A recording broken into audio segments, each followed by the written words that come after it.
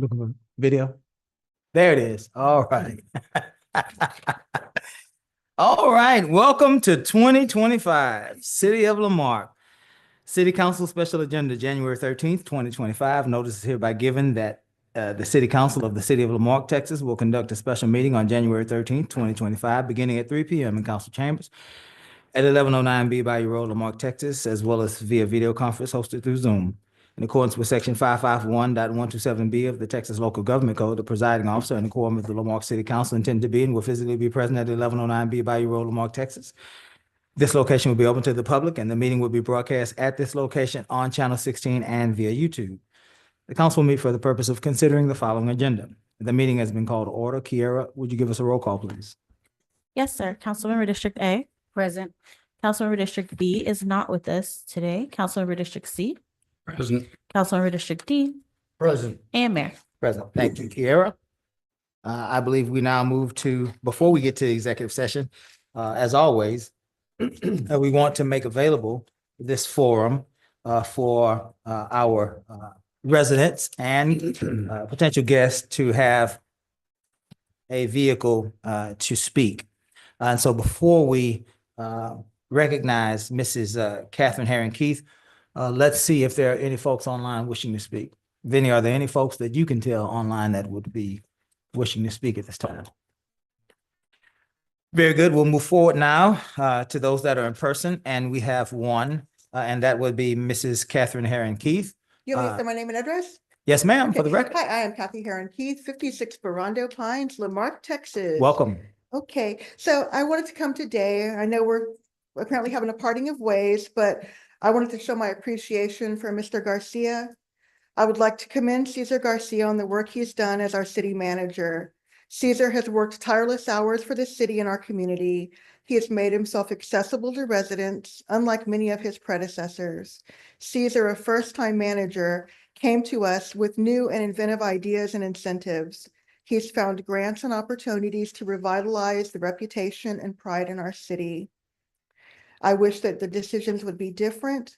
I felt like he has the ability to grow and learn and bring our city with him. Whatever happens, I wish Cesar and his family the very best. We've never had a city manager before that has given it his all like Cesar has. I just feel like you can only do your very best when you have accurate information to do your job. And I wish you all the best, Cesar. And then secondly, I wanted to talk about, we've heard some things that people aren't talking so very nice about our chief. So I wanted to make this statement. And I'll start by saying years ago, I was not a fan of Chief, but when I became president for the Citizens Police Academy Alumni Association, he and I both put aside any preconceived notions, and we realized that we had the common goal of elevating our police force and giving the best possible support to our officers and our community. We've worked seamlessly together, and we have accomplished great things. The overall morale of the department has improved. Community approval of the department has improved. Crime is down more than it has been in many years. We are up for the National Sutton Award, thanks to Mr. Garcia. We are applying for Best Alumni in the State, which we previously won in 2019. Chief is a wonderful ambassador of our city. And our police department. He is known as the man who wrote the book on community policing and is held in high regard by other agencies. It is my hope that the council will recognize the great achievements Chief is making in our city and department. And it's unfortunate that some people don't realize that. I thank you all very, very much for your time today. Yes, ma'am. Thank you. Okay. Let's move now to item 3, executive session. City Council for the City of Lamarque, Texas reserves the right to adjourn into executive session at any time during this meeting to discuss any of the matters listed above. As authorized by the Texas Government Code, Section 551.071, consultation with attorney, 551.072, deliberations about real property, 551.073, deliberations about gifts and donations, 551.074, personnel matters, and 551.076, deliberations about security devices, and 551.087, economic development. I believe we are going to address three items in executive session or out here on the dais. There's four. I think There are four items. There it is. Look at that. Four items. Associate judges, city clerk. There you go. I stand corrected. Thank you for that. Four items. Whether they be out here in the open or in executive session, those four items will be as follows. 3.1, section 551.074, personnel matter to deliberate the appointment, employment, evaluation, reassignment of duties, discipline, or dismissal of a public officer or employee, city attorney. 3.2, section 551.074, personnel matter to deliberate the appointment, employment, evaluation, reassignment, duties, discipline, or dismissal of a public officer or employee, city clerk. Section 3.3, section 551.074, personnel matter to deliberate the appointment, employment, evaluation, reassignment of duties, discipline, or dismissal of a public officer or employee, the municipal judge. As well as 3.4, section 551.074, personnel matter to deliberate the appointment, employment, evaluation, reassignment of duties, discipline, or dismissal of a public officer or employee, the associate judges. We originally scheduled municipal judge as well as associate judges. Who are the council people that requested us to redress the city attorney as well as the city clerk? Mr. Lowry asked, and since he wasn't able to be here, and I second that he had some kind of motion to make or input to put in, that I would give him a chance to speak. I also wanted to say, since he's not here, Mayor Pro Tem Compion also supported readdressing these topics. Very good. Well, we will comment on that at a later time. But let's get to the first things first. Gus, I guess you are up. Out here or back there? Okay. Miss Nance, out here or back there? And go to back. Very good. We are going to take this in sections, people. We will do 3.1 and 3.2. In the back, we will come back out, and then we will go back in with the judges.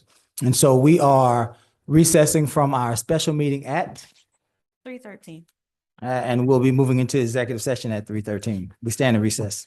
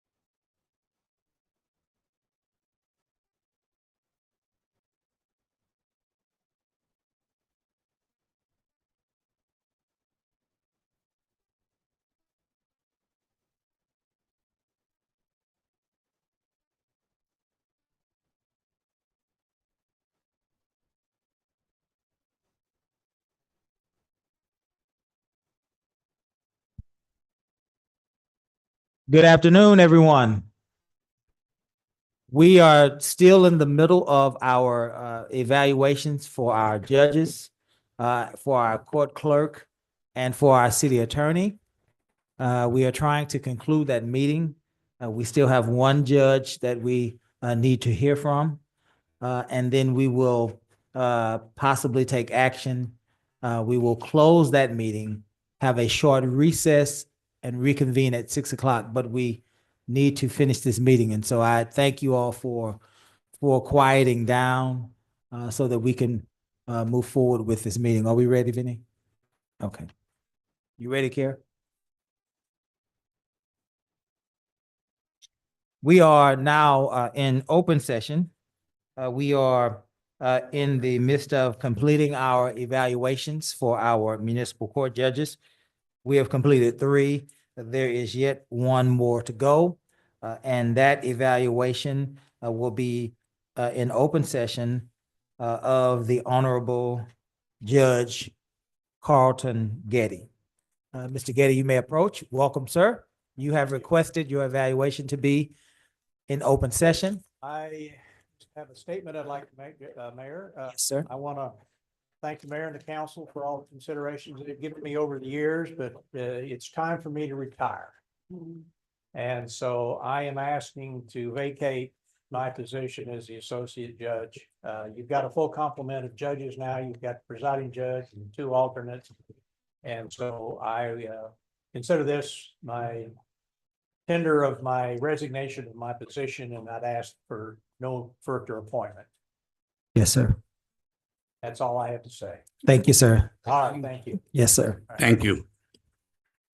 Thank you. Council, do we have any I was gonna leave already. Oh. Mr. Getty. Serious. Mr. Getty. Give us a couple seconds, please. They want to say nice things about you. I want to leave as fast as you left when it's my time. We just wanted to the council wanted to say congratulations and goodbye to you, and we wanted to do it face to face, and so we'll start. Mr. Lowry, are you ready? Can you? Yeah, I was actually going to ask you to interview me when we got to you, but you've been here for a long time. Thank you for your service to the community for a long time, and it means a lot to everybody here. I know that. Yeah, I've been with the city of Marque in some position for over 50 years, so continuous. 50 years. Former Mayor Carlton Getty. We're calling you judge because you're in this capacity Right. with I've us been the today. municipal Judge or the associate for 15 years this time. In the past, I've also held that position as well as others. Yes, sir. Mr. Ross. I just want to say thank you for everything you've done. It's been a pleasure working with you, whether it's been EDC here, anywhere around this town. Thank you very much for the few years that I've known you. It's been amazing and I appreciate you. Thank you very much. To Mr. Getty, your name is amazing in this city. I used to hear your family's name growing up as a young girl down the road, and when my mother worked here, your family has been a blessing to this community. And thank you so much for your service, your smile, your energy. And every time I've met you, you've always been positive and encouraging. So my hat goes off to you. Well, for thank you very everything much. you've done. Thank you. Mhm. Mr. Getty, there's a street in this city named after your son. No, it's not. It is named after your wonderful family. And certainly you have been an instrumental part of what the Gettys have been able to do for us in this great city. 21 years, I have known you. I have watched you. I sit in the seat that you have sat in, and I've tried to integrate, incorporate, and emulate many of the things that you have done here as mayor. Our city owes you and your family a great debt of gratitude and so much more. But I want to say personally, thank you for all that you have done for our residents. You have made this city better. Your family continues to make this city better. And I am proud of the Gettys. Thank you, thank you, thank you. Thank you all.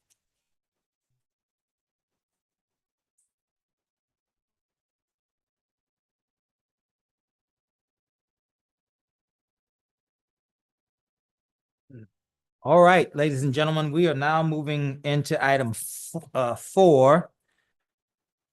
Items taken from actions, taken from executive session. For 1, let me read slower so that we can all hear and understand.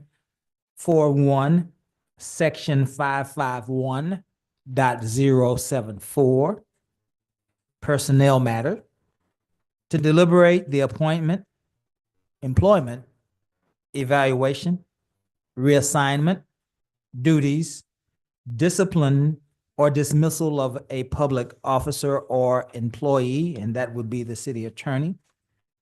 Previously, council voted to request proposals from attorneys or attorneys' firms for this position. That does not exclude Mills Shirley or Gus Knable from submitting their proposal. This is simply time for us to receive additional proposals. Council, is there any further action that needs to be taken on the city attorney's position? No action. Hearing none, we'll move to item 4.2. Section 551.074, personnel matter, to deliberate the appointment, employment, evaluation, reassignment, duties, discipline, or dismissal of a public officer or employee. And this would be the city clerk. The city clerk's position was evaluated last meeting, and the city clerk was given three items of note that she was to respond to. My colleague from District D reminded me of those items. So James, if I follow, there they are. Those 3 items that you were responsible for, Ms. Nance, were registering for a leadership class. You were responsible for standard operating procedures for agendas. And you were responsible, help me with the last one, the open records. Would you phrase that for me, Mr. Ross? The standard operating procedure for open record or public record information. And we've got that also in the agenda tonight. Very good. Any other actions or action items that need to be taken on the city clerk's position, council? Hearing none, we'll move now to item 4.3. Section 551.074, personnel matter, to deliberate the appointment, employment, evaluation, reassignment, duties, discipline, or dismissal of a public officer or employee.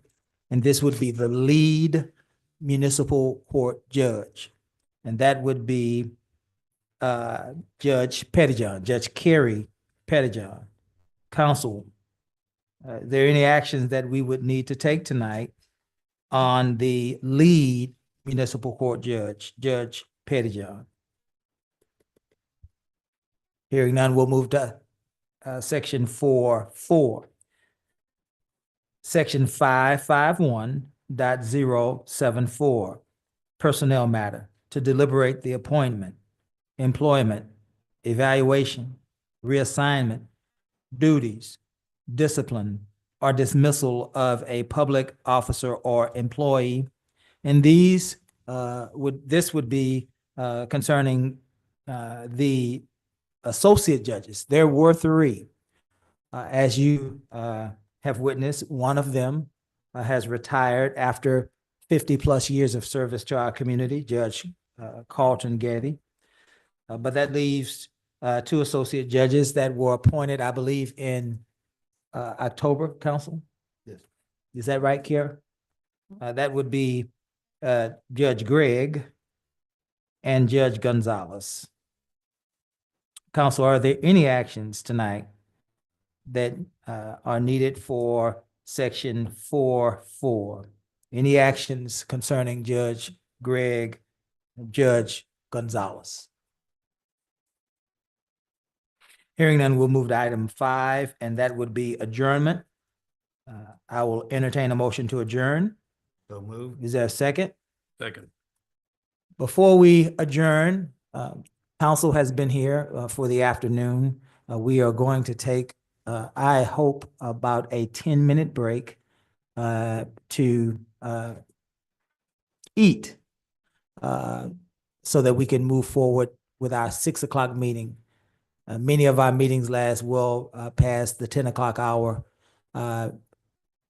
Some of our council members left work and other obligations and has not had a chance to have any sort of refreshment. So if you will, give us about 10, no more than 15 minutes to gather ourselves, and we will reconvene our regularly scheduled meeting somewhere around 10 minutes after 6. We stand adjourned.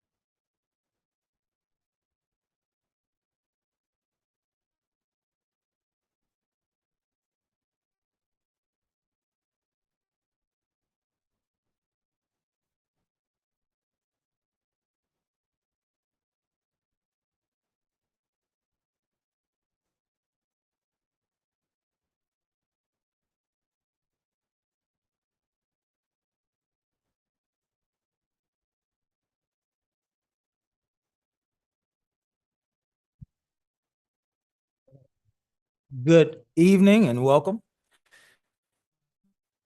City of Lamar. City Council regular agenda of January 13th, 2025. Notice is hereby given that the City Council of the City of Lamar, Texas will conduct a regular meeting January 13th, 2025, beginning at 6 p.m. Council chambers at 1109 B Bayou Road, Lamar, Texas, as well as via video conference hosted through Zoom in accordance with section 551.127B of the Texas Local Government Code. The presiding officer and the quorum of the Lamar City Council intend to be and will physically be present at 1109 B Bayou Road, Lamar, Texas. This location will be open to the public, and the meeting will be broadcast at this location on Channel 16 and via YouTube. The council will meet for the purpose of considering the following agenda. The meeting has been called to order. And Kara, would you give us a roll call, please? Yes, sir. Councilmember District A. Present. Councilmember District B is not with us today. Councilmember District C. Present. Councilmember District D. Present. And Mayor. Present. Thank you, Kiera. I would now like to ask Pastor Jeremy Wyndham of the Resonate Church of the great city of Lamar, Texas, to lead us in our invocation, followed by my colleague, Councilmember James Ross, who is a Navy veteran, to lead us in our pledge. Pastor Wyndham. Good evening, Mr. Mayor, Council. Let us pray. Precious Heavenly Father, we're so thankful that by your grace, we're able to gather together in this chamber on this evening.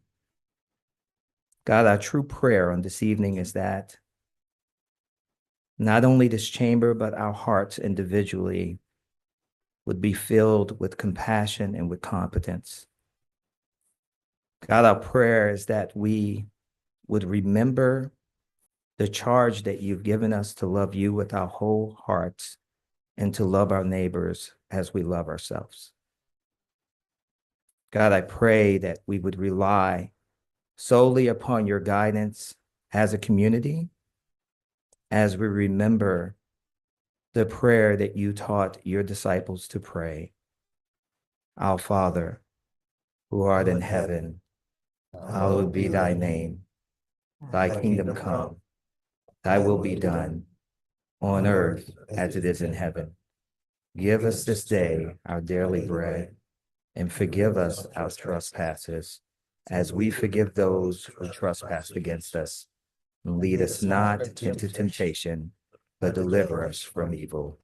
For thine is the kingdom, the power, and the glory forever. Amen. Pledge allegiance to the flag of the United States of America and to the republic for which it stands, one nation, under God, indivisible, with liberty and justice for all. Thank you, Pastor Wyndham. Thank you, Councilmember Ross.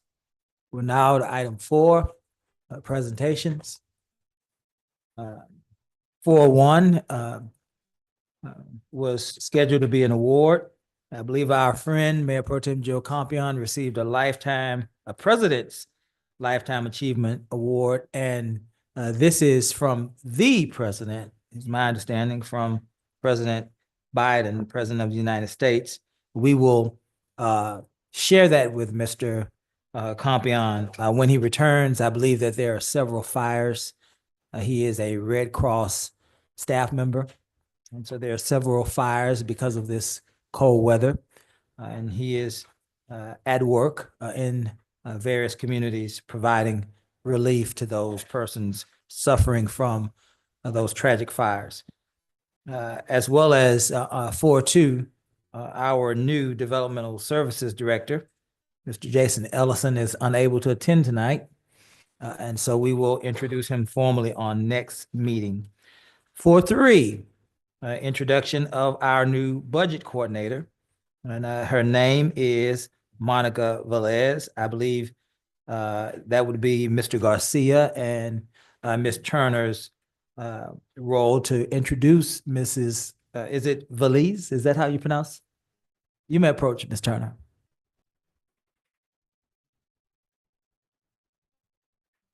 Good evening, Council. Yes, her name is Monica Valise. She comes to the city of Lamarck with budget preparation experience.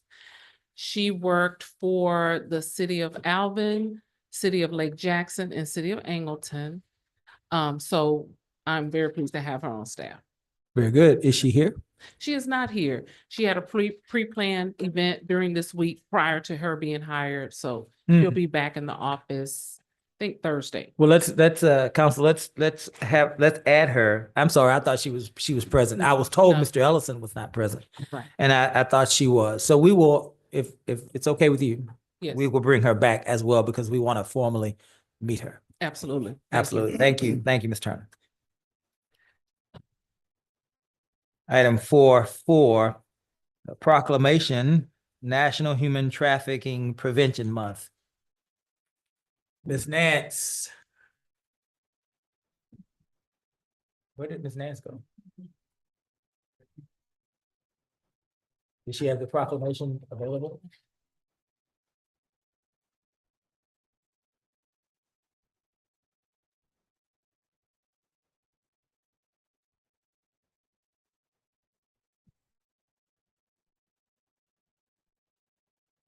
I think she may have gone to. Would you, when she comes in, would you?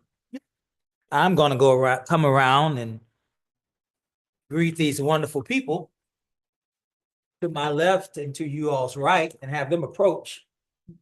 Because what better proclamation than to hear from those persons that are associated with National Human Trafficking Prevention Month. And I assume this would be these fabulous people here. Welcome. Your name is? Nicole. Nicole, will you be speaking for the organization? Welcome, welcome, welcome. Ms. Bowie. Thank you, guys.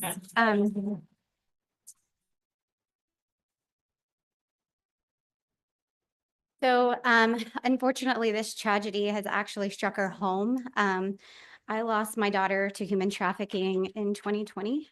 So not only were we dealing with COVID, we lost my one and only daughter, this beautiful girl in these pictures.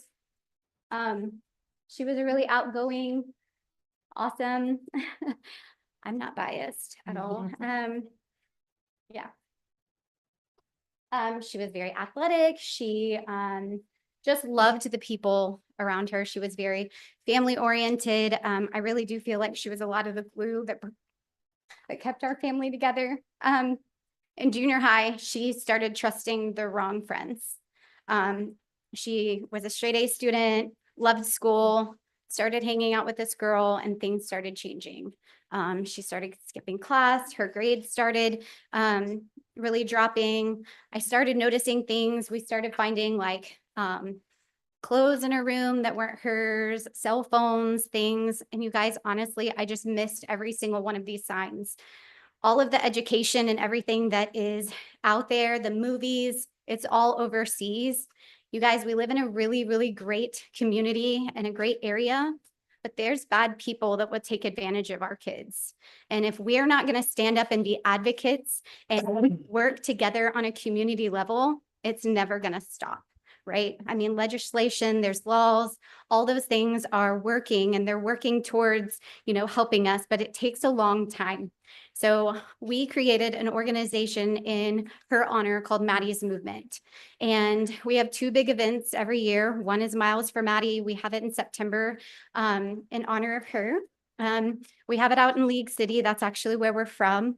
And it's just a way for us to really come together as a community and spread awareness, bring the community together. We support small businesses. We have another one that's coming up in March, and it's a free prom dress shopping experience. I just try to find different vulnerabilities that we can get ahead of before these traffickers get to our girls. So if you could please support us and pray for Maddie and continue justice for her and for everyone to your right and your left. So thank you, guys.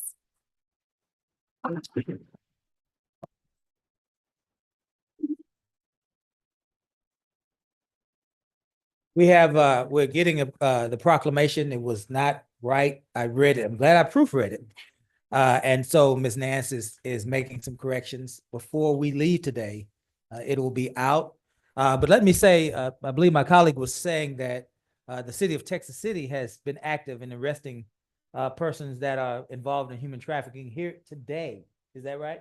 It was a predator that was Predator. speaking children, you know. A predator. So the work continues.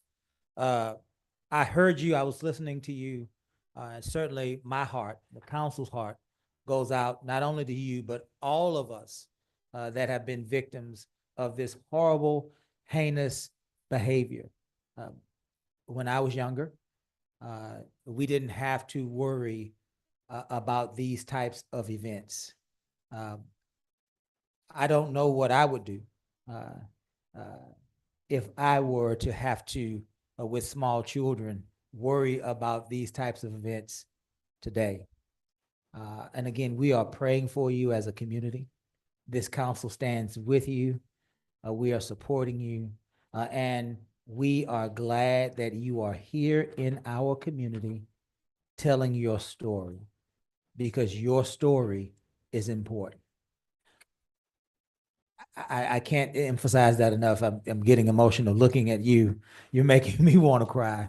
But that's okay. That's okay. That's okay. But I want you to know that 20,000 folks in this great community are praying for you, and we are behind you 100%.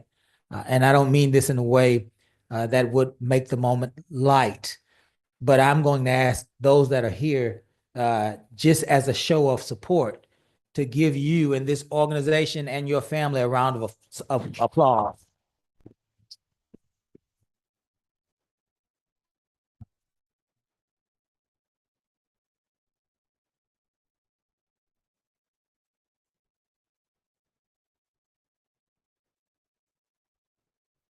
Office of the Mayor, City of Lamar Proclamation. Whereas human trafficking is a horrific crime, denying human dignity and fueling organized crime through modern day slavery, claiming nearly 50 million victims worldwide, and found in the United States most often in the form of sexual exploitation, forced labor, involuntary servitude, and debt bondage. And whereas even though awareness of this crime is growing, human trafficking continues to go unreported due in parts to its isolating nature and lack of awareness about its indicators. And whereas advocates such as Maddie's movement break through these reporting barriers through their motto of see something, say something, where they promote different ways for the community to come together and educate themselves on the signs of trafficking and how to protect their loved ones and others that they may suspect need assistance in breaking the cycle. And whereas connecting the dots, strengthening communities, and preventing trafficking is more than just this year's thing, but rather should be viewed as a personal challenge for each member in the community to take, not only to improve the lives of their families, but to also help improve the quality of life and safety for youth within the community. And whereas National Human Trafficking Awareness Day occurs on January 11th each year, the Department of Homeland Security initiates its Wear Blue Day campaign as an act of awareness, education, and solidarity for those who have been affected by this international crime. Now be it resolved, the Lamarck City Council urges everyone in the community to remain vigilant, report suspicious activity, and work together to end human trafficking in all forms in our community.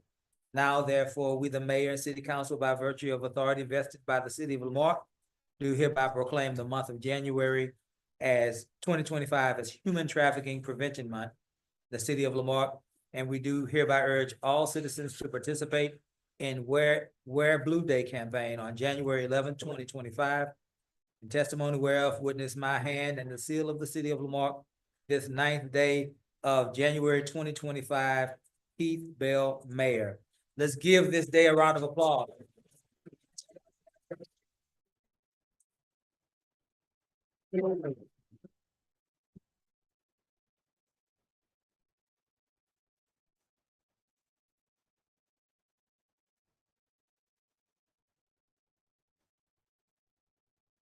We have said in this city that our city will be the safest city in Texas.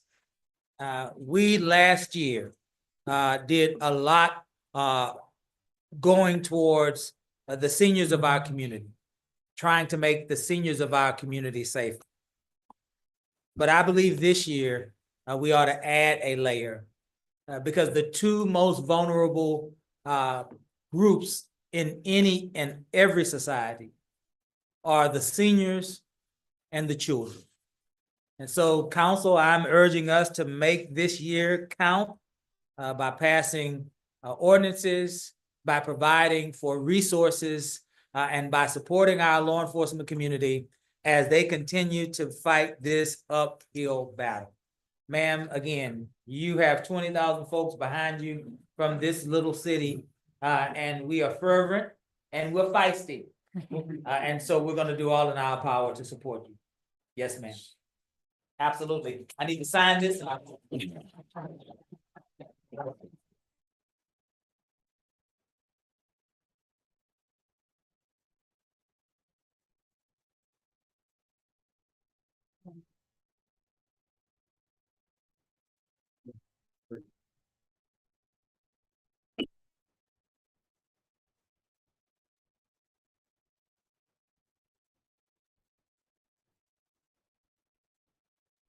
There is another, we have another.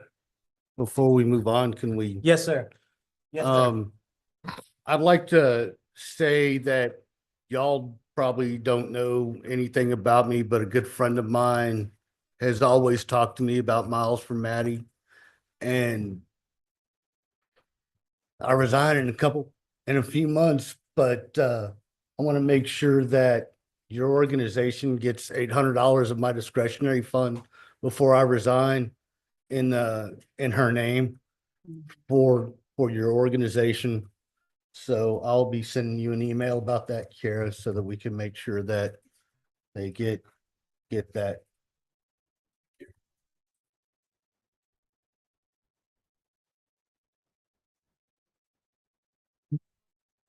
Ms. Yancey, did you want to respond? Human trafficking is an item that people don't like to talk about in America. So thank you for your bravery, your courage to talk about it. As an educator, it is something that we're seeing more and more often every year. So I thank you for your boldness, and I'm praying for you. I'm going to research even more about her story. And so it's something that my husband is a pastor. He's here tonight. And it's something that we've talked about in the past. So thank you so much. We'll be praying for you, and know that pain has purpose. There's a reason why this has been allowed to happen. But thank you so much for sharing your testimony with all of us. Absolutely. Mr. Lowry. I've had the experience with working with Home of Hope for several years, and the children that were affected by that, once they were 18 of age, they were able to speak about it. And I can handle a lot, but some of the things that they talked about, I couldn't stomach. Mhm. And I've seen reports that I couldn't even read them. And so thank you for doing what you're doing, and keep fighting. And we're here to help you in any way that we can. Absolutely. Absolutely.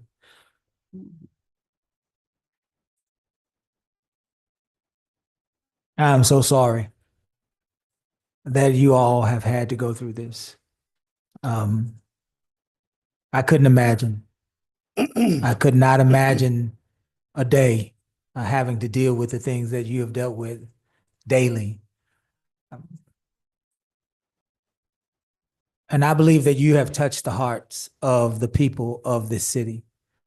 And so I want to go along with my colleague, Mr. Ross. I don't normally do this, but I think that he did a good thing by donating monies from District D to go toward this organization. And I'd like to match that from the mayor's office.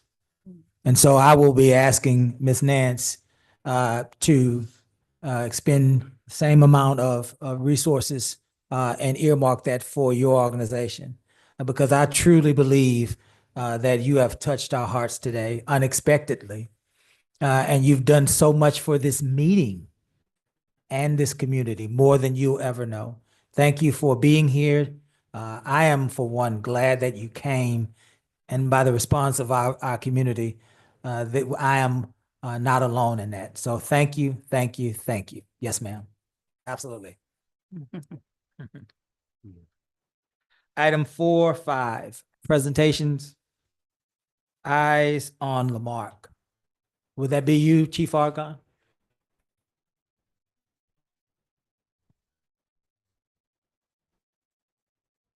Welcome, Chief Argon. It looks like Lieutenant Gandy, welcome.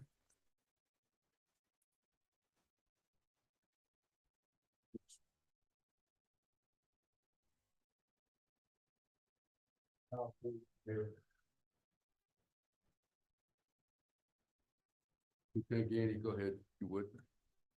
Yeah, apparently, the council had been asking for a kind of an update of where we are with Eyes on Lamarck.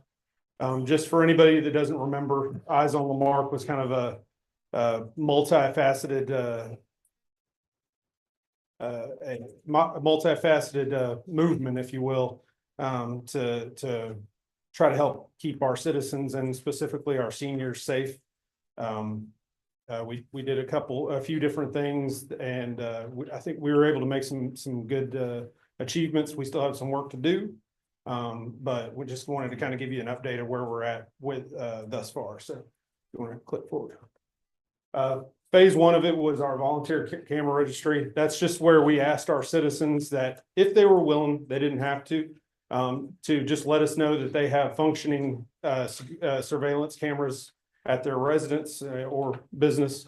And that helps us if we know a crime happened in an area, it cuts out a lot of the door-to-door, a lot of the research and lets us go directly to the person that holds the keys to that security system. And we also know that they're willing to share it with us.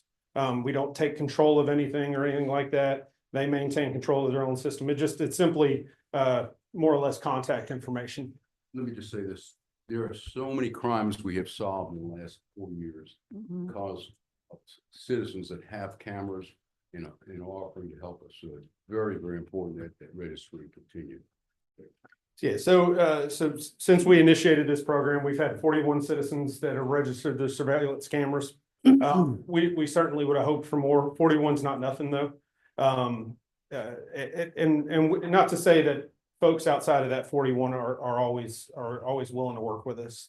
But we definitely appreciate those 41 citizens and encourage more, that if it's in your heart or in your mind to visit our website and register your camera. The next was our expanding our LPR camera system. So we have LPR cameras that are strategically placed throughout the city that help us find evidence to solve crimes after the effect. If we may have a vague vehicle description in an area, we can use a lot of times go to these LPR cameras, and it will it kind of give us somewhere to look for potential suspects. When we started this, before we started the Eyes on Lamarck program, we had 9 cameras. We now have but once they're all installed, we're going to have 49 cameras. So we grew that exponentially. We got a lot more coverage out on the west side is something we were lacking. So that has been these cameras have helped us solve homicides. These cameras have helped us solve aggravated robberies. These cameras have helped us solve property crimes, burglaries, things of that, thefts, things of that sort. So they're definitely a valuable tool for us. Phase 3, city surveillance camera system. That's another thing that we hope to get. We haven't quite got there on this one yet. It'll be a funding issue through some of our providers. While these LPR cameras, they grab photographs, we'd like something where we can actively monitor our major intersections, things of that sort. We haven't got there yet, but we're certainly working towards it. So. Next one. The commercial parking lot camera tower, you can go to the next one. This is something that, it's a movable, you see them a lot in your, throughout Houston and some of these other municipalities, construction sites, stuff like that. It's something that we can put out for major events, or if we have a particular crime hotspot where we're having a lot of burglaries or thefts, or a major event like Bayou Fest or 4th of July, we can put it out there and it will help us have that eye in the sky that we can live monitor. And also it'll let us, have an officer essentially watching an area where we can't necessarily always be. So it's definitely a force multiplier for us. So we were able to obtain a grant to get this. It has gone through the bid process. We're in the process of selecting a vendor, and that should be coming to you in the very, very near future. So that camera's about $42,000, but it's incredible. It's like Star Wars. but because we got the grant, we were able to get it at zero cost to the City of Lamarck taxpayer. Next.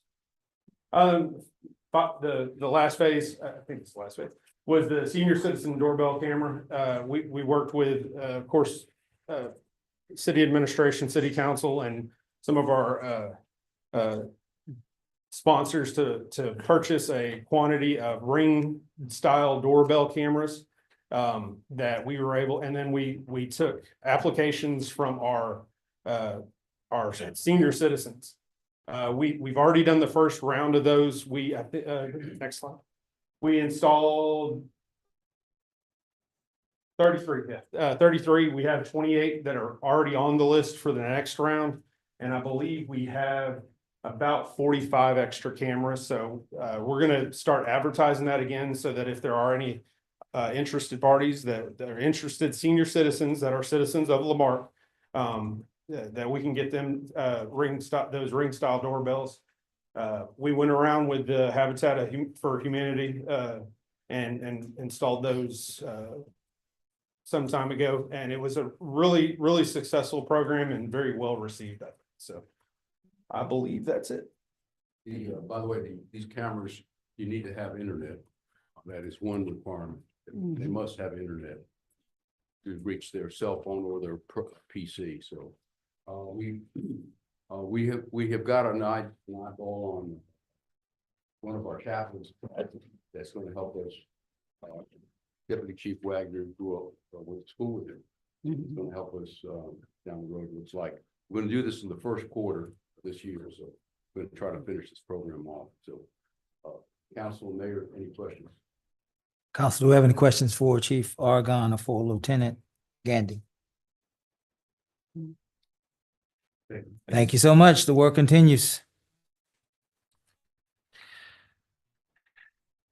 Item 5. Citizens' participation limited to 3 minutes per person. Comments from the public will be heard at this time. Any person with city-related business who signed up may speak to council. It'll be limited to 3 minutes. If you wish to speak, give the mayor or the presiding officer your full legal name, your address, and item you wish to speak about.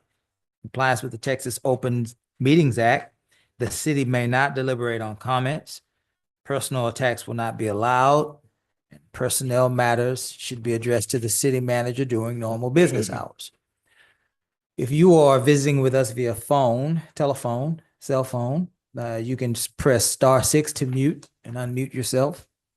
If you are visiting with us via the Zoom platform on a smartphone, tablet, or computer, there should be a microphone icon, the lower portion of your screen, that you may mute and unmute yourself.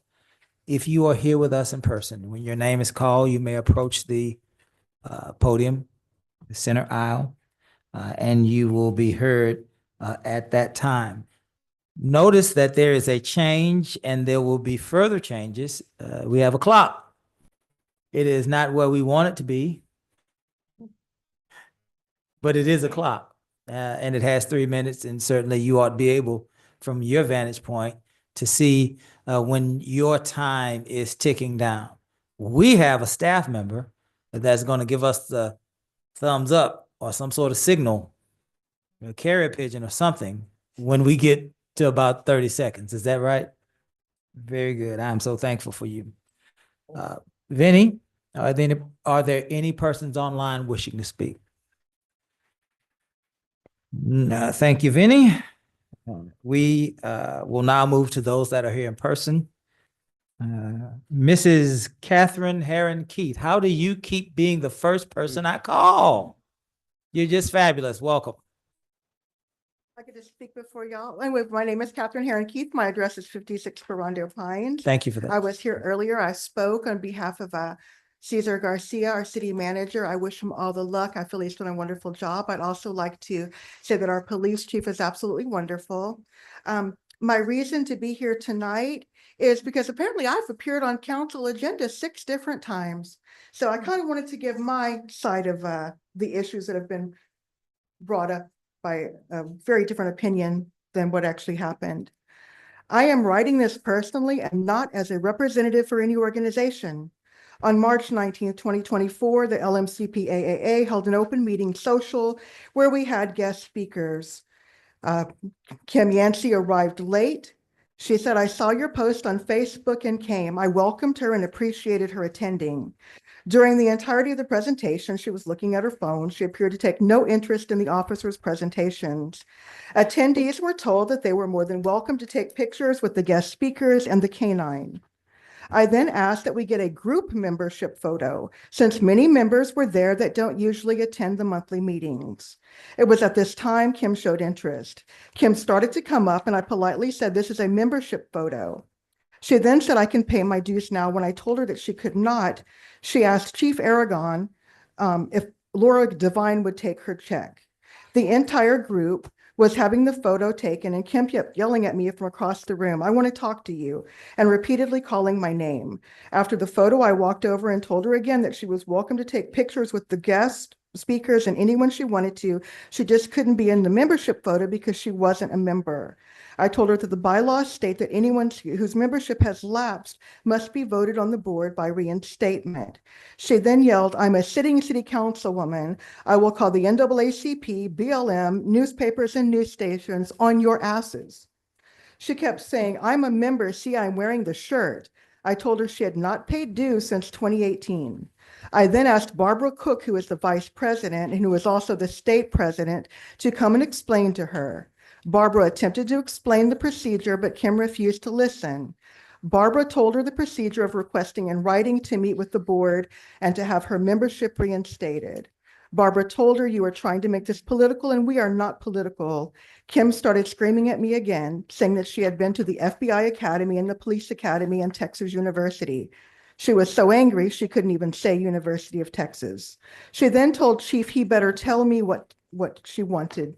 I told her Chief is not a board member. I then asked her why all of a sudden her membership is so important since it hasn't been in the last 5 years.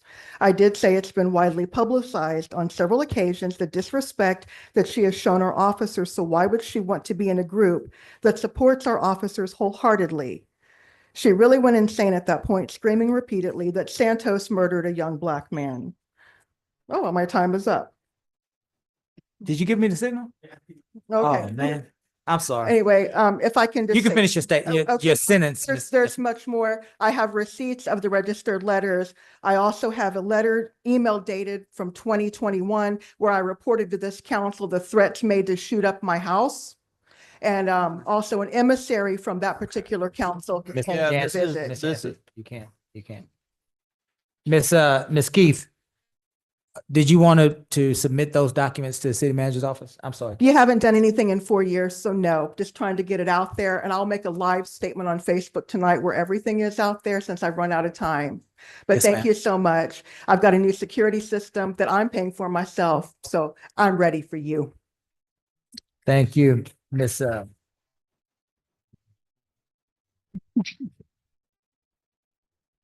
Thank you, Miss Keith. Kim, I need, Oh, yeah, sorry. it's Bill. I'm sorry. That's okay. Yeah, could you get one? Thank you, thank you. I'll speak to that later, Mayor. Yeah, we can't, I can't let you respond to that. I'm trying to pronounce this next person's name. Richard from 2610 Corbett Street. I'm sorry, sir, the last name, I could. Overton, I'm so sorry. Welcome, Mr. Richard Overton. I'm at 2610 Corbett, Lamarck, Texas. Yes, sir. Here, the city has taken and ran a new sanitary sewer down our street. And they had to cross the street 11 times, and our street is in bad shape. The city has done a lot to try to get that fixed for us. They've come out and they swept twice. They come out once and vacuumed because we got water standing in the street. And I was told by Amanda Hardy, she was on the street one day and she told me we were number 4. And I know that you're in repairing the streets, it's 1 to 5. Mhm. We're not a 5, we're a 6. Okay. So we need help. Also, we have trash. And what happened when the contractor was there, he consolidated the trash. The trash should have been cleaned up before he started his job, but it wasn't. And so he consolidated, and we got a big piles of trash. But I went to the city today, to Public Works, and they said they would take care of that tomorrow. Okay. So they're working on taking care of that. We have holes in our street.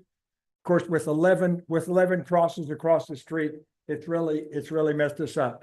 But I want to say this: the contractor did a tremendous job on the sanitary waste line. The only thing is he left a mess cleaning up. That was his thing. And the thing, it wasn't all his fault. It rained just before he finished. And so he had mud all over the street. The city came and cleaned the street twice, and they come out with a vacuum truck and sucked up water out of the street. And I went to the office today, and they sent a vacuum truck out, but it was that great big guy, and it was too much for him Yes, sir. to take care of. But we would like to get on your agenda for whenever you repair streets and take care of us, and would like for you to come by and look at our street. Whenever you cross the street, whenever one person crosses the street once, it's a mess. But whenever you go across it 11 times, it's really a mess. But I thank the city, Public Works, for what they've done so far. I went to them today, and they had people out there patching holes. And also we had a ditch that had sunk down, and it was holding water as kind of like a ditch. And they put asphalt into that, and I appreciate that for them. But I know that the contractor left a mess, but he didn't have the facilities, or he didn't have the stuff to be able to clean up the street. But I need to get my trash picked up if we can. And it's not the people's fault. It was packed there because of the contractor. He consolidated it instead of leaving it all out. Thank you. Thank you, sir. What district is it? That's Corbett. That is C. Corbett is District C. Yeah. Did you get it? Yes. You got it? Okay. Thank you for that, sir. Mr. Richard Holcomb. Welcome, Richard. Name and address for the record. Richard Holcomb, 2708 Magnolia Drive. And I'm here tonight to talk about, right before we come up here, I was watching the news from Houston, and the Houston Housing Authority, they're looking into them because they spent over $100,000 on going out to eat. And one meal was $1,200, and they're coming to find out that was all out of the taxpayers' money. Instead of taking the money and providing the people that need housing, paying for their housing, they was just skimming off the top. So that's my reason for just everything's going on with the world today. We need a forensic audit to make sure that the same thing's not going on in our community. And I would like to talk about the roads, about there's been talk about bike lanes being put into our city. Well, I think we need to save every nickel on the bike lanes and put it into our roads, because our roads, I'm gonna need to save my money and start a front end alignment business in this city, because the roads have got potholes, And then when they do send the people out to fix the potholes, they take cold asphalt's made to keep hot so it seals. Well, they bring cold asphalt. Today I seen them in a little trailer. It's usually in the back of a truck. And they take shovels. There's 3 guys in the truck and 1 shovel. But anyway, they shovel the stuff into the potholes, and they get out there and they stomp on it with their feet, which to me is not a way to, they make machines that actually jump up and down and pack that asphalt. So the next guy that drives through the pothole doesn't throw all the gravel, all the asphalt they just put in there out. But keeping it warm, I don't know how y'all could do that, but keeping it warm, I know helps it pack easier. In this type of weather, it'd be pretty hard to keep it warm, but I don't know where it's coming from. But I would appreciate it if y'all would help us work on this because, and they put up a sign. We live right next door to JC Park, and they put up a sign probably a year ago that said the police was going to, it's a camera up there that said it's going to be monitored by the police at that soccer field behind our houses. Yes, sir. And the city come in there and they spent quite a bit of time cleaning all the canes off of the telephone pole where I'm assuming they was going to put the camera, but that might be a good place if they could put one of these other cameras because they put a chain across the entryway into that park. So that stopped a lot, not into the park itself, but to the soccer park, what we call the soccer field. So there's nobody going in and out of there now. So thank y'all for that because we was having people park all hours of the night and doing who knows what out there. But thank y'all for stopping that traffic. And I appreciate it. Thank you. Thank you, Mr. Holcomb.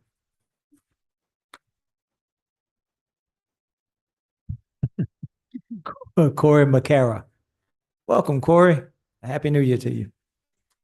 Name and address for the record. Yeah, Corey McCara, 111 Silver Glen. I'm just here standing in front of you guys just to say special thanks for what you guys are doing each and every day. It is not easy. I could only imagine how hard it is to try to fill your shoes. I couldn't do it. I want to thank each and every one of y'all trying to unify, come together as a team. I know last year we had all these awards, unprecedented awards, specifically the police department, All American. When I go travel, which I travel a lot, people look up and say, "Hey, you're from Lamar." Hey, that All American. So I was like, yeah. And I get a little surprised because, but I get honored by it. So it's a lot of effort. So I just want to say thank you. I mean that.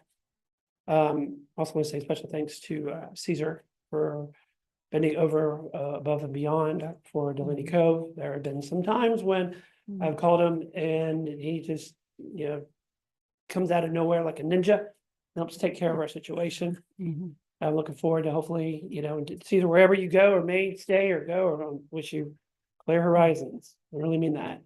I also want to say special thanks to Chief Aragon. 3.5 years ago, I was on the board and pretty much by myself. And he said, "Hey, look, I'm here to stay, and we're going to do a new program called Police Community, policing the community." I'm like, "Well, what's that?" And he told me, and I was like, "Okay, I'll give it a shot." I was willing to do anything and everything. Help me put up neighborhood watches and so forth. Now, unprecedented, we have gotten crime down so low around the city. Our stats are incredible. Way to go, Chief. Wherever you are at. So, I have went and visited with them, I've made unannounced visits to the PD, I'm sure we all have. And he's talking to residents that don't even live in Delaney Cove. Like, "Hey, what are you doing?" "Man, I'm the chief of police. I'm policing the community, But it's not just him, it's everyone. Now, unifying all that, it's just phenomenal. I'm actually safe to say this. I actually go to bed with a good peace of mind. And I just wanted all you guys to know that. I'm proud to speak in front of y'all. So have a happy 2025. Keep rocking, guys. Thank you. Thank you, Corey. Mr. Rashard Loftus. Welcome, Rashard. Name and address for the record, please. Rashard Loftus, 309 Johnson Street. First, I want to say I'm glad to see that clock. Thank you, Mayor and Kiera. I remember the first time you chewed me out when I was on Zoom. I didn't know my 3 minutes was up. So I'm glad to see that. First off, Happy New Year to everybody. And hopefully it's a better year. Hopefully we can all start to get together and be one great city without all the infighting and all of that. I'm hoping that all that soon goes away. But as far as the city, I like to see better communication with information that's being put out there. I see it all the time online. Well, I didn't know my water was getting turned off. That needs to stop. People need to know that their water is getting turned off before it's turned off, unless you ain't pay your bill, and then that's a different story. But if you are going to turn off the water, residents needs to be informed about it. So that's one. Two, faster response time with code enforcement issues, public work issues.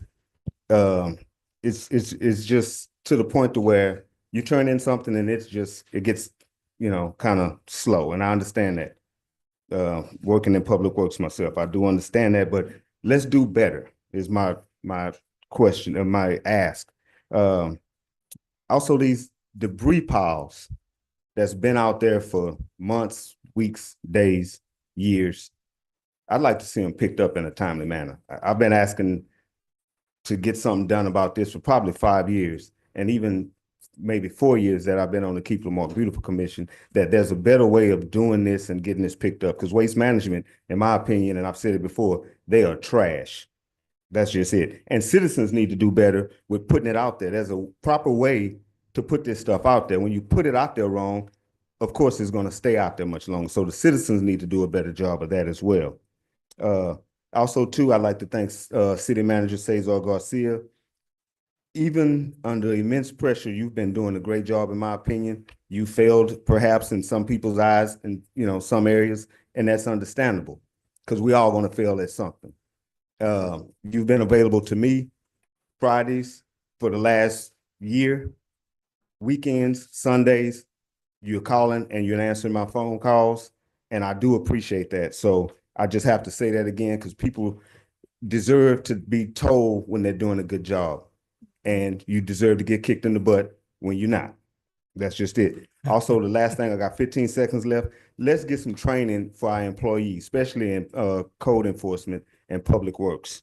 And somebody need to be working on the weekends in code enforcement because that's when the contractor's doing all their dirty work.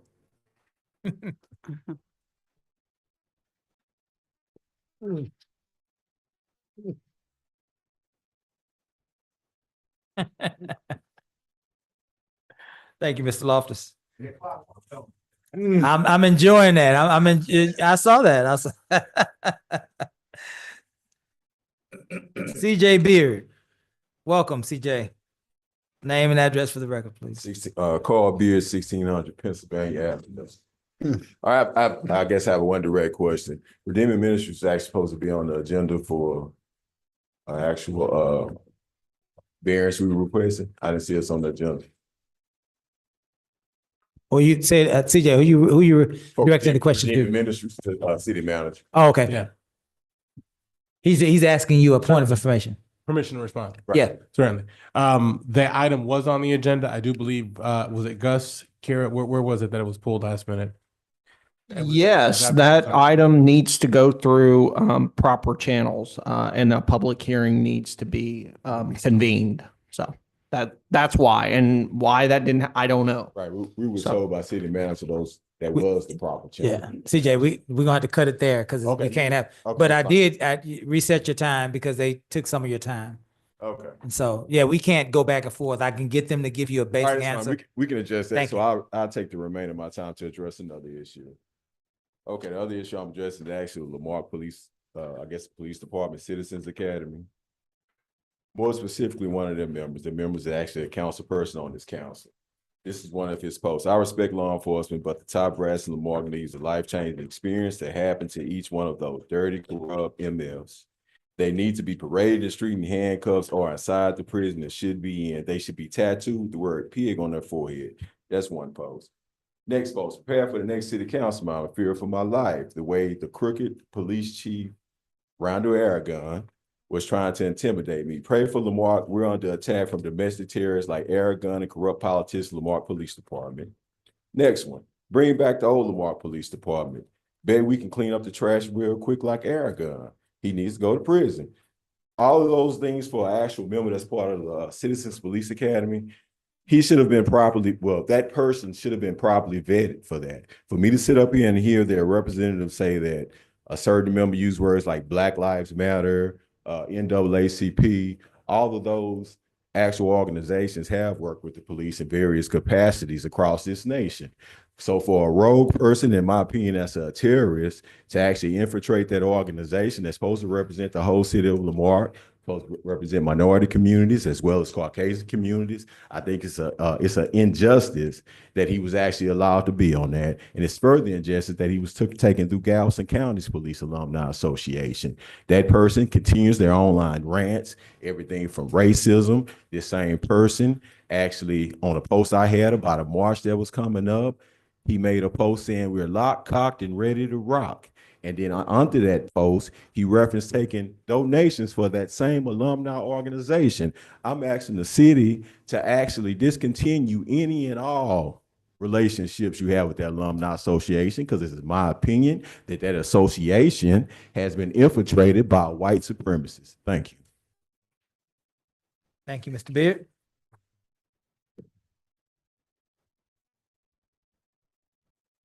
Mrs. Vivian Allen. Welcome, Ms. Vivian. Name and address for the record.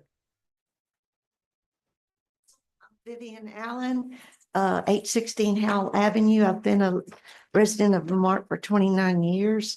I love Lamarck. I especially love our city manager. I'm here to show my support for him. Yes, ma'am.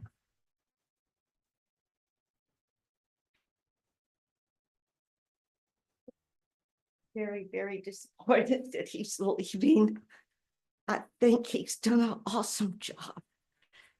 He included us all the time, the citizens of Lamarck. He stopped by the garden club. Every time we had a meeting, he'd come by. Coffee with friends, he would come by. See, what's going on? Got any issues, got any problems? Tell me about them. I love him. I'm gonna miss him. And I wanted y'all to know it. Yes, ma'am. Thank you, Ms. Allen. Jack, is it Mazzola? Hello, Mr. Jack, welcome. Name and address for the record, please. 715 Partridge Street. I'm a contractor in this town. I've built many houses. On Partridge Street, I've built about 7 out of the 14 houses that are there. Right in the middle, one of my lots, they decided to switch it to commercial. I've been talking with Caesar about it. He's been trying to help me as much as he can, but his hands are tied. He can only do so much. I've talked to the building department. That guy over there, he's brand new. He's only been here a week. So he's contacted the legal department. They're not returning phone calls. This has been going on for 6 weeks now. It should not be a commercial lot. It's right in the middle of a subdivision. The problem is about 3 years ago, they rezoned that area and made it commercial. The building across the street from me is commercial, and they use a residential lot to park 50 cars in. That should be the lot they should have switched to commercial, not right here in the middle of all the residential houses. So I need to know what step I need to go next. If I need to be on city council agenda next month or next week or whatever it is. I shouldn't have to go to planning and zoning because I'm not looking to have it rezoned. It was improperly switched. In the county, it's still listed as residential.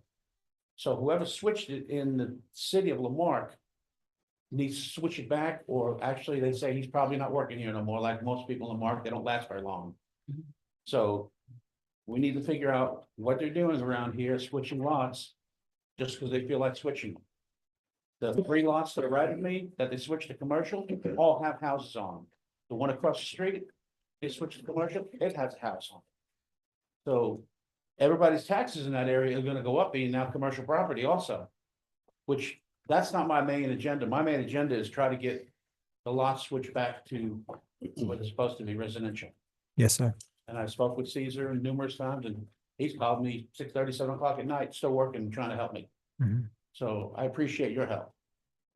And that's all I want. Thank you, Mr. Mazzola. Let me ask you this for clarification. The lot that you're referring to is on Partridge Street? Yes, sir. Yes, sir. Thank you. It's on the corner of Parker Street, and the commercial building is right across the street on the corner. And the other corner is where they're using that as their parking lot, which is a residential lot. And I also have the house on the other corner. My son lives there. So, I mean, if it stayed the way it was, I can open a CBD store right there in the middle of a subdivision. Right. And I don't think they want that. Yeah. No, I understand. Jack, do you have a printout that you could show with, share with the council as well, please?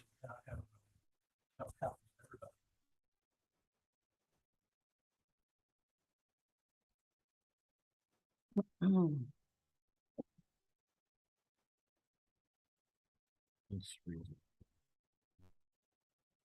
red area is where they switched to commercial. The yellow area is all the residential. And this is the same picture that the city manager sent me, so he can verify that. I didn't just change the picture or anything. And the county still has it all listed as residential. So I don't know what we're doing. Okay. Thank you. Thanks, sir. Mr. Jack, we can't respond to you because it'll start a conversation. understand. You're right. So we're looking at you, but we hear you. We hear you. Yes, sir. Thank you. Thank you.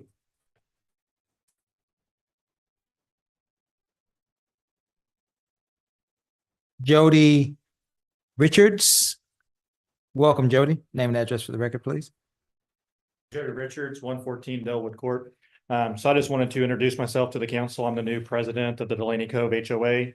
And so I just wanted to say hi to everybody and to thank you for an amazing water department. They've been working on it with us, some issues that we're having, and it's nice to have a good relationship with them and the communication back and forth. So that's all I wanted to say was hi and thank you for doing a great job.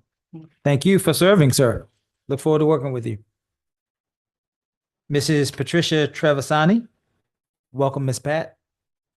Name and address for the record, please. At Trevisani, 2205 Oak Lawn. And it's interesting because there's been, I know you all get a lot of negative things, a lot of positive things. Tonight seemed to be more positive. That means the Marque's doing something right. And so that was one of the things. First thing I want to talk about, the inside of the Marque. For those of you that receive this, whoever is putting it all together, they're doing an excellent job. Some of the things the police chief talked about earlier, fire alarms, ring doorbell. He didn't say about the fire alarms, but all that was inside the Marque, back one of the quarters that they had it. And we got a free ring bell, we got free alarms, they installed them for us. And so this really promotes those programs. Just got to get people reading it. That's the main thing. So that was the first thing. I wasn't even talking about that until I heard some of this. The main thing is I want to hear, I'm in total support of two people. The police chief, Randall Oregon. You've already heard from some people talking about him already, and he's done a proactive job getting the Marque community involved with the community watch and reducing crime in the town. So I'm going to make it real short because they've already said so many good things here already, but I'm totally in support for him. And I'm also totally in support for Cesar Carpaccia, our city manager. He's always been very responsive and went to our calls and our emails. I don't know how many people have said that. And so much has improved in our town since Mr. Garcia has been hired. And like I said, he's always responsive. He'll call you right back, email, whatever it needs to be. But again, it just tells us, well, Marque's doing something right. I'm getting so much done. So I just wanted to say that. Thank you. Thank you, Ms. Pat.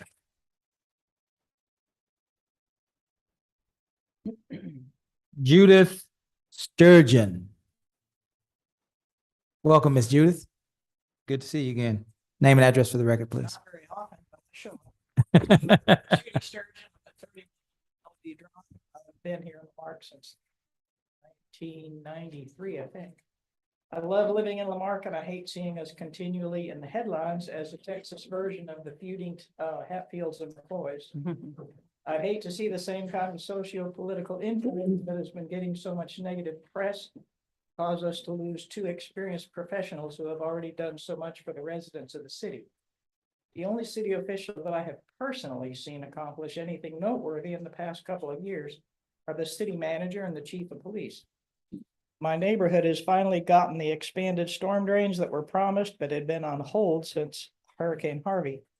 Lamarque has earned the title of All-America City and has also been recognized for a significant reduction in crime rate. I came here today specifically to voice my support for the city manager, Cesar Garcia, and Chief Randall Aragon for their continued employment and an appreciation of their accomplishments. Thank you. Thank you, Ms. Judith. Robert Michtich. Welcome, Robert. Name and address for the record, please. Robert Michtich, 24 North Curlew. This is about some open records I submitted a couple of months ago, 4 of them.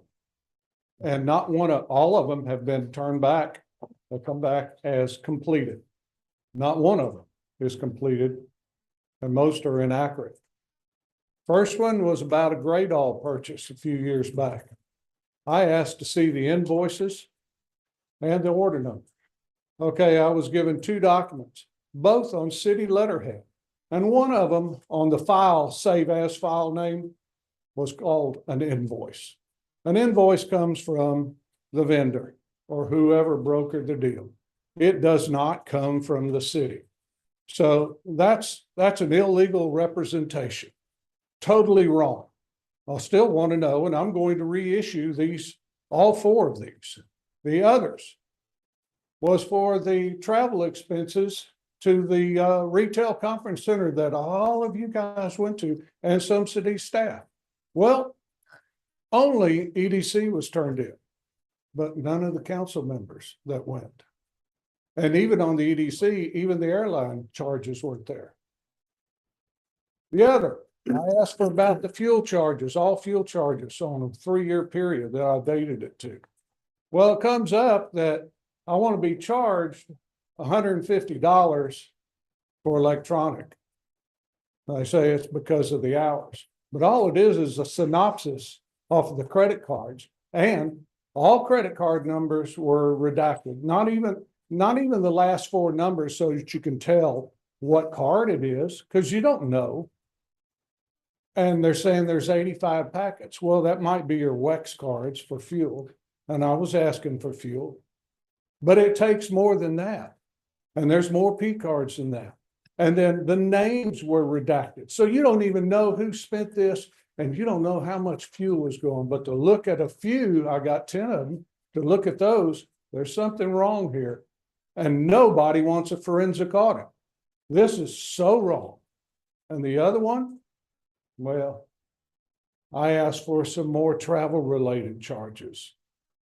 I'm not finding them. I'm not getting them all. Only just a couple of people, you know, but a couple did come up that are strange, and I'll cover that later.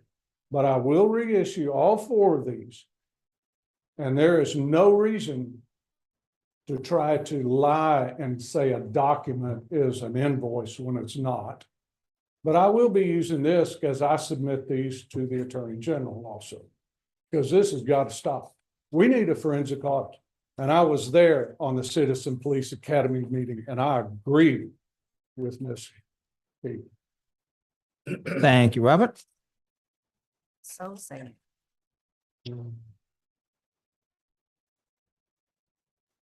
Robert Harvey.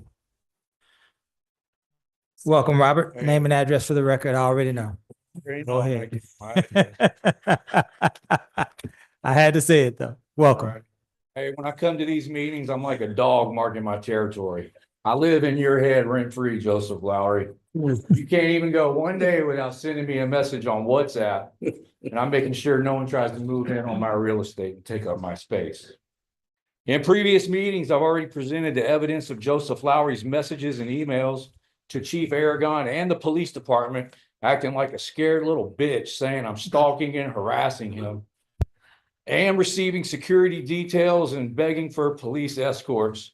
Just in the last few days, I received messages from Joseph Lowry on WhatsApp saying he has come by my residence, knocked on my door, and said he would be coming by again and again. He also said he paid people to follow me around. I told him he's full of shit about coming to my home because my Ring camera would have notified me. His response was that my camera must be broke. At first, I didn't understand why he would want to come by my place, but then I realized you're probably looking for your woman. I understand. You're actually engaged in the exact behavior you're accusing me of, Lowry. Where are you going, you little coward? I've documented all of this behavior. Lastly, I'm going to talk about the recent protest citizens of Lamarque planned in regards to Officer Santos shooting Joshua Feast in the back. A grand jury decided not to indict Officer Santos. Some people agreed with that decision. A lot of people disagreed with it. Everyone has their right to their own opinion, though, and everyone has a right to express their First Amendment rights and protest. I find it absolutely disgusting that an elected politician, Joseph Lowry, and also the chief, put so much effort into stopping citizens from practicing their rights. Joseph Lowry launched an intimidation campaign against the organizers and participants of the protest, using his position in the city and his connections in the police department to scare and intimidate protesters by harassing them on social media, organizing a counter protest and announcing he would have armed men at the counter protests, announcing on his Facebook page that the protest was illegal, and also the chief engaged in spreading the same propaganda saying it was illegal, which is bullshit. Joseph Lowry and the chief should be ashamed of this behavior. Why not just let the people who elected you practice their rights to redress their grievances and protest without the harassment and intimidation? Or are they really that stupid and think it's illegal to protest? With all that being said, I have an award I want to present. This is on behalf of me and the citizens of Lamarque. This is for 2024 Keyboard Warrior of the Year, and Joseph Lowry has won this award. I'm just going to set it over here. You guys don't mind passing that to him. He deserved it. Thank you, Mr. Harvey. Thank you.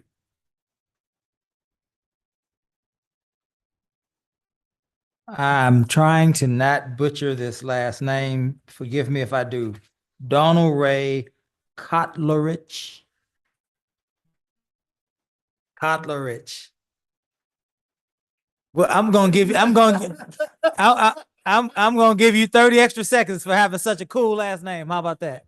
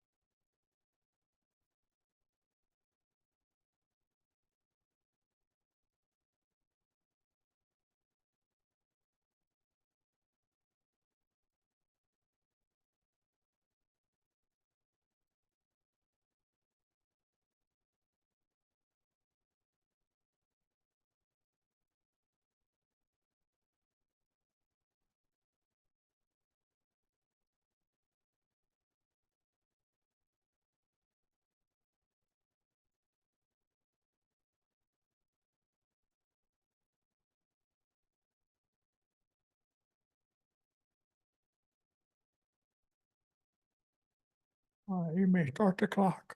Donald Ray Coleridge, 2701 Houston Drive South.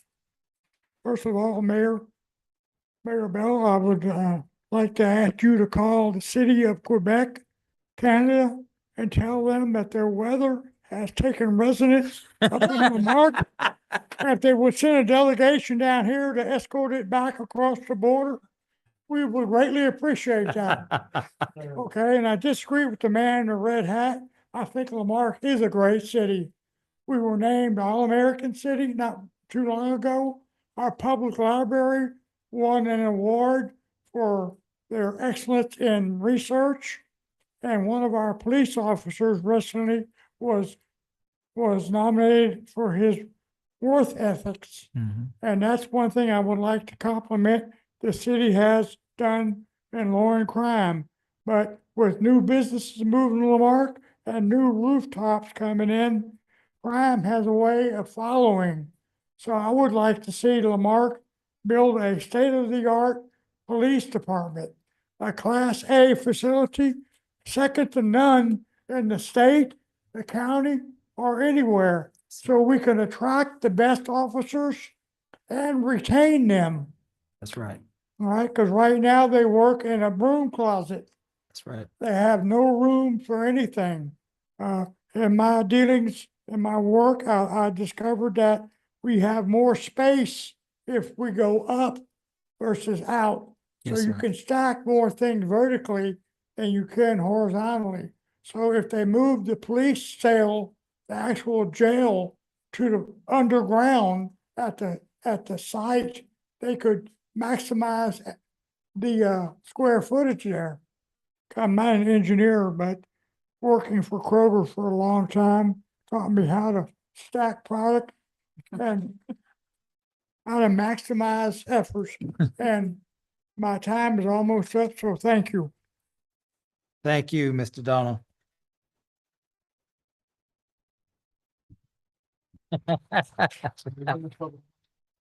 Huh?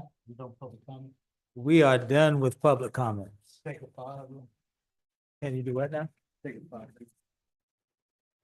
I think we still got three.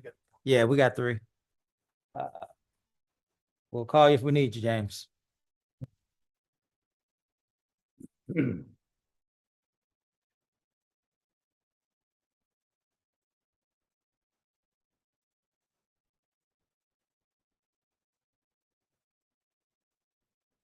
All right.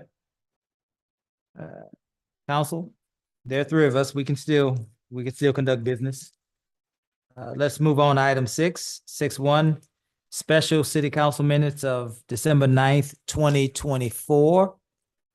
I will entertain a motion. So move.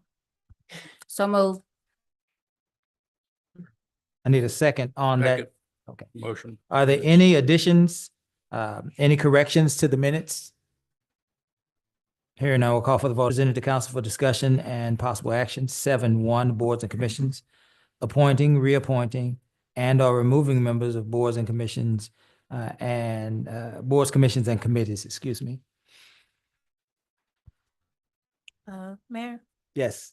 I did receive a message in writing from Mayor Pro Tem Compion earlier in the day stating that he would like to reappoint all of his current members. If that could be seconded tonight, we can get that taken care of. He can't make a motion from Yeah. Red Cross. Oh, he can in writing, but if one of y'all want to do that, that's fine. Gotcha. I will make Yeah. the motion to help him out. I have no idea who's on this, but I'll make a motion that we accept.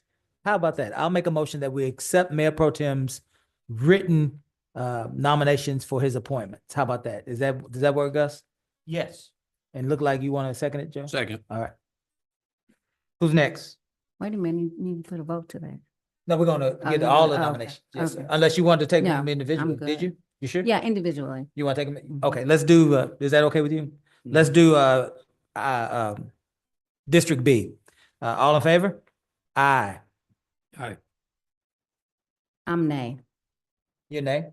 Mhm. Okay, so it passes 2-1. Now we Under the charter, three votes. three Three on appointments. All right, James. on any of them. We needed you. I just called you. James? Yeah, you gotta have. We are attempting to vote on District B appointments. I made the motion that we accept Mayor Pro Tem's written nominations. Mr. Lowry has seconded that motion. So I know for District B, one of his nominations is Caleb Smith. And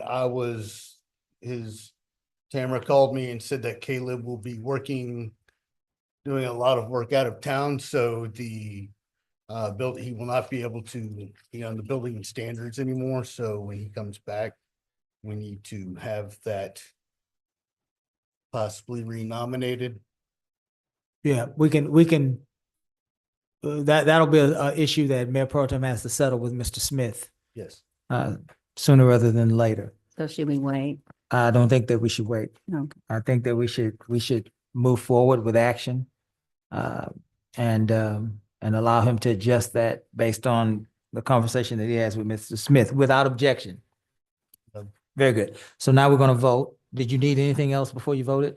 Are we gonna talk about my district? Yeah, we're doing, Ms. Yancey wanted us to do them district by district, so we're doing B now. Gotcha.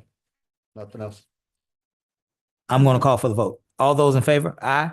Aye. Any opposed? And this is for B? B, yes, ma'am. Nay.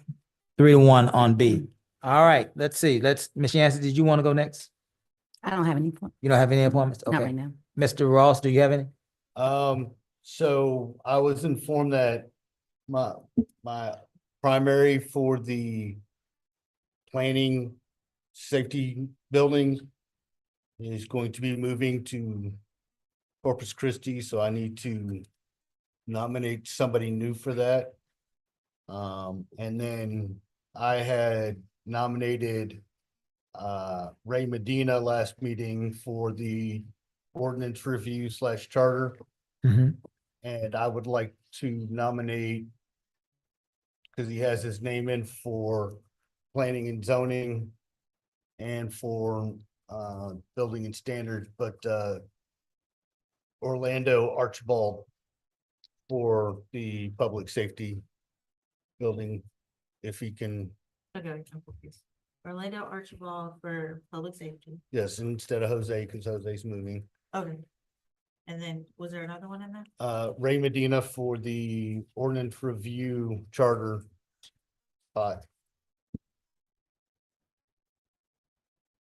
You want to read those back to us, Ms. Nat, so that we all know what we're seconding and voting on? Yes, one. No worries. Okay. Oh, that's nice. Better. Okay.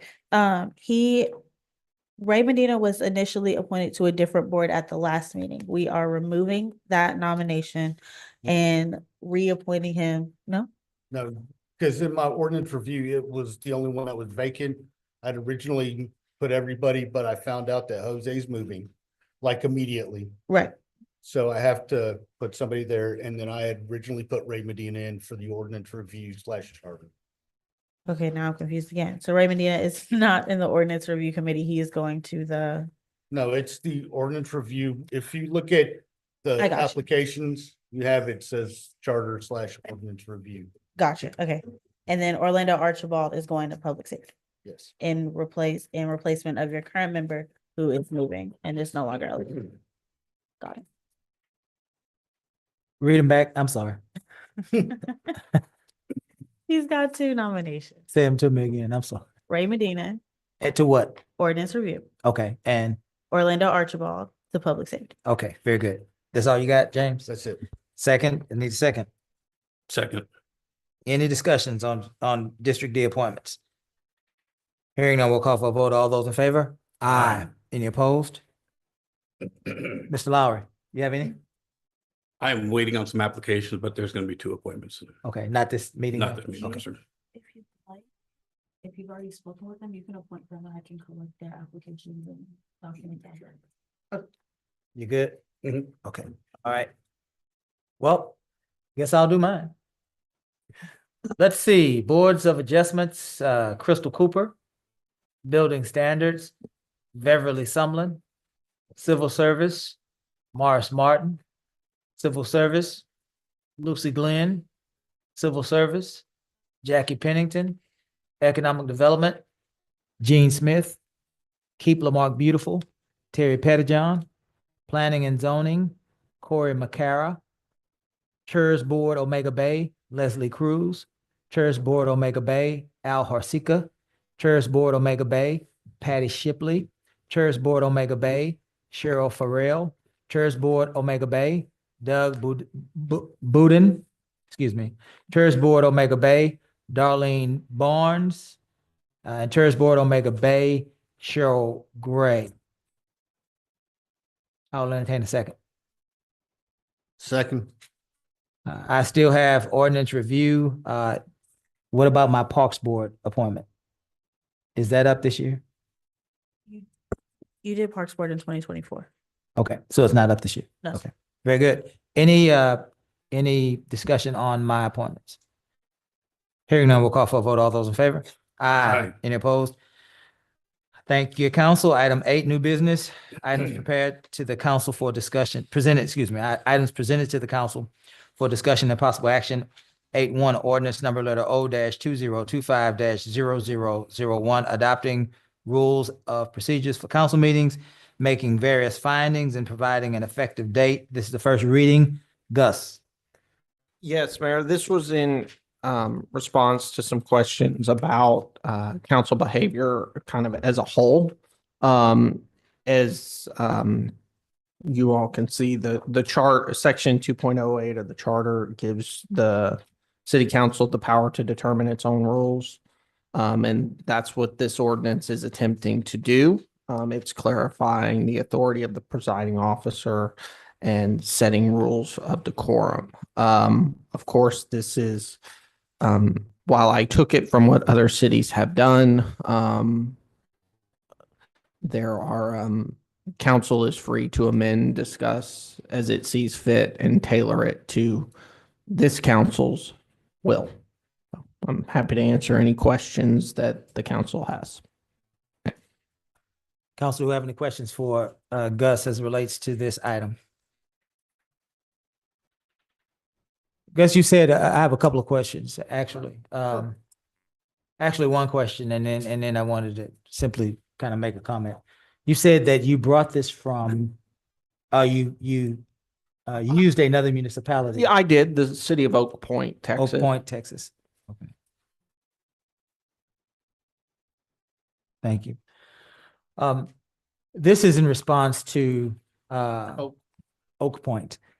I believe this issue is in response to the need that has been expressed by our residents, by staff members, and by all of us as council members, 1 through 5, as it relates to having some sort of form or policy or rules, so that we can all know exactly what we are able and empowered to do, and also those things that we ought to steer clear from. And there are 3, it looks like, Gus. And for those that don't have the agenda in front of them, the first one is council members shall refrain from interrupting other speakers, making personal comments not germane to the business at hand, or otherwise interfering with the orderly conduct of meetings. Again, this is trying to keep us focused on city business. Item 2 would be council members shall refrain from abusive conduct, shouting, argumentative or aggressive behavior, personal charges, verbal attacks upon the character or motives of other council members, city staff members, or members of the general public. Item 3, no member of the audience at a meeting of the city council may engage in disorderly or boisterous conduct, including the utterance of a loud, threatening, or abusive language, whistling, or stamping of feet, or other acts which disturb, disrupt, otherwise impede the orderly conduct of any city council meeting. Any person who conducts himself in such a manner may be barred from addressing the city council and from further attending the meeting. Again, in 2025, we endeavor to focus on the business of the municipality. And these 3 rules will go a long way to keeping us focused. This is not targeted at any one of us. This is being presented for all of us, because I will say that at one point in time or another, all of us have found ourselves in this situation. All of us, we can argue, have uttered or suggested or said some things that could be, we could find ourselves in the crosshairs of this particular ordinance. And so as we move forward together. Does not mean that we will always agree. But what it does mean is that we will always respect one another while we are on this dais, and we'll do all in our power to move our city forward. So having said that, I believe we have a opportunity to have a motion. Is that right, Kara? And so I will entertain a motion. I'd like to speak about it. Yes, sir. Good. Mr. Lowry. We already have what's parliamentary rules for Robert Rules of Order. And I think what we're getting into is something to create a way to silence maybe a political opponent or somebody that has a different belief. And so I think this would be an abused system, like the ethics ordinance was and has been abused, and cost the city an ungodly amount of money to have our city attorney go back there at X amount of dollars per hour. So I would suggest that we stick to the Robert Rules of Order. Only one subject may be before a group at one time. Negative motions are generally not permitted. Only one person may speak at any given time. All members have equal rights. Each item presented for consideration is entitled to a full and free debate. We're allowed to have political discord up here. And I think that trying to do something like this is just another attempt to potentially harm someone's right to their opinions. And I also got a copy of this for you guys as well. Thank you. Mr. We get it. We just, let's not do that. Were you done, Mr. Lowry? Yes, sir. Okay. Well, I take the comments from the council member of District C very seriously. And I would simply say that you in your comments, you were concerned about the silencing of a political opponent and of political opposition. And I take that serious, Mr. Lowry. What I will say is I'll read these very quickly, these three, and we can decide together whether or not this is actually silencing a political opponent.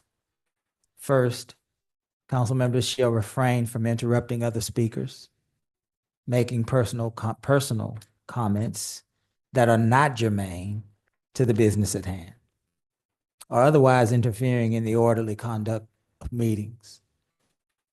Number 2 says council members shall refrain from abusive conduct, shouting, argumentative or aggressive behavior, personal charges or verbal attacks upon the character or motives of other council members, staff members, or members of the general public. Number 3, no member of the audience at the meeting of the city council may engage in disorderly conduct, boisterous conduct, including utterance of loud and threatening abusive language, whistling, stamping of feet, and other acts that disturb, disrupt, and otherwise impede an orderly conduct of a city council meeting.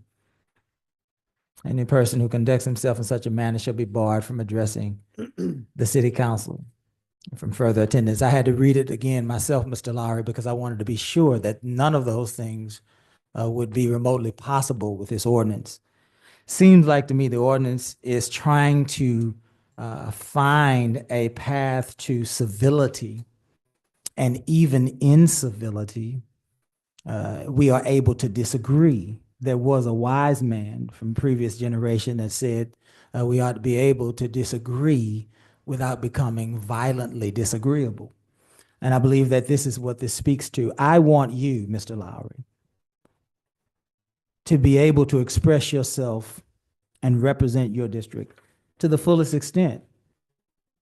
But I also want all of us to come and reason together. That's what the Bible says.